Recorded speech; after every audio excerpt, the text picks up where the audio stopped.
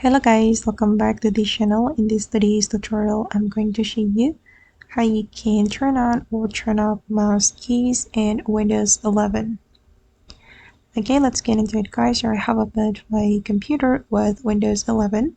And first of all, we need to go to the Windows setting. We can click on this window icon or the start menu. And then we can select settings. And we need to go to the accessibility setting right here.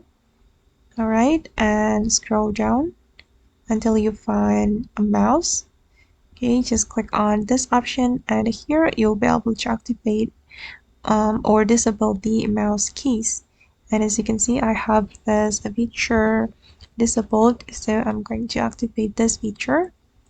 Okay, and then you can see the details here.